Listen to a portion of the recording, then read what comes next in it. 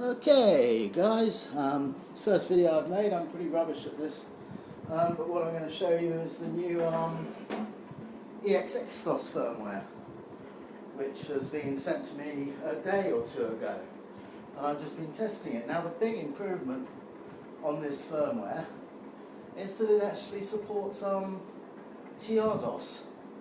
So what I've got here is I've got my slightly modified Spectrum 128. I've got a Div IED, the 2K11 edition, plugged into there.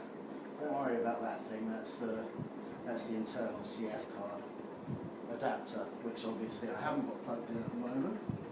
So anyway, what I'm going to do is I'm going to go ahead and I'm going to click the magic button, and I get into, if you want to see it boot up actually, let's pull the plug and put it back in again. And there we go, esxDOS, and it's version 0.84, which is the beta. The main one that comes out will be 0.85. So let's hit the magic button, and let's go to TRDOS, where I've put a few TRDOS images. And for those of you who don't know, the TRDOS is the Russian disk format, which I'm very pleased to say this now supports. So unfortunately it's still got no long file name support, and I don't know which ones of these work. I haven't actually tried them yet. The Russian computers can do a lot of things that the +3 can't, like using different out instructions for the 128K pages. So a lot can go wrong, and you can't expect most of the demos to run off the bat with a European machine, because the Russian machine has crazy different timings. Anyway, let's try this one. You can see it's a TRD 640K. Let's hit return.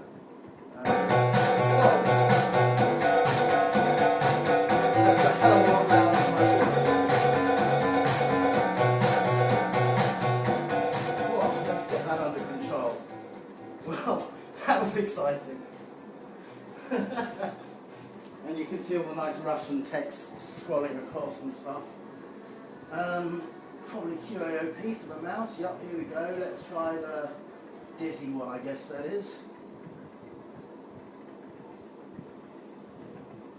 And we've got a very green border and not much else happening at the moment. And I think that's taking too long to be decrunching, so let's try something else, huh? That was good failure. Okay, let's hit our magic button again. Let's select another one. Arcano, I guess that's probably an Arcanoid.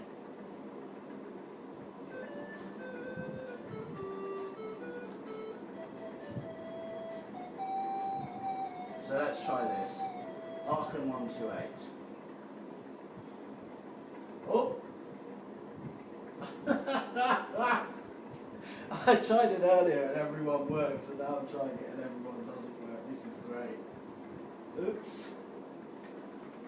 Right, so what's the... Oh dear, maybe I tried Arcanoid 1 earlier, let's try that. Well, we're getting to all the menu pages okay, so you can see that the TRDOS is working to a certain degree. Loader by Dr. Bars, and it fails again. Yay, we're doing really well here. See if I can get one game to actually load. Let's try this one. Chase H. Again, the menu comes up absolutely fine. So let's try it.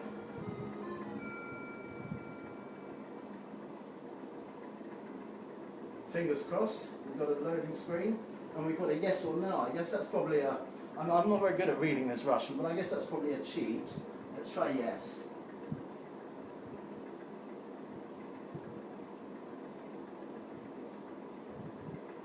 Way! And we actually have a game. Albeit with all the text edited into Russian. I'm not sure whether you can read that from the video. I hope you can. Let me pick up the camera and take it closer. So there we have it. Loaded from Russian TRDOS. Now this firmware has been impressing me a lot, because as well as working with Russian TRDOS, which is just like crazy cool. It also, sorry, I'm holding the camera at the same time. Anyway, let me hit the magic button there. And let's get back out of TRDOS. So let's go to my problem folder. And these were all ones that had big problems before.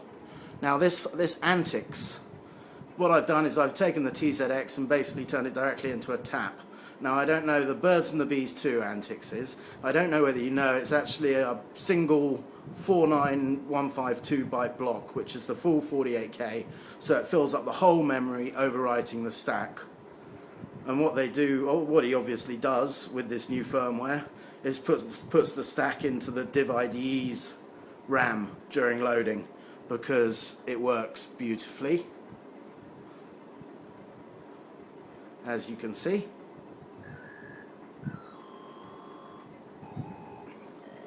Okay, I've also got a Mortal Kombat in here, which I'll probably have to reset it because it'll probably be back in 48K mode there now. Okay, magic button, and let's get the Mortal Kombat. You can see there it's 556K. It's a pretty big tap file, and it's transferred from the disk.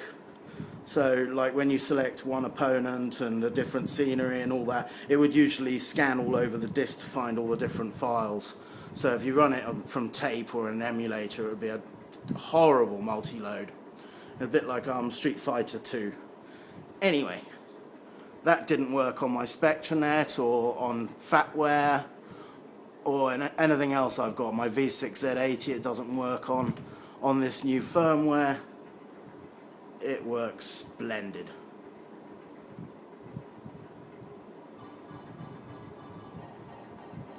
So let's just press punch. And let's go to start game.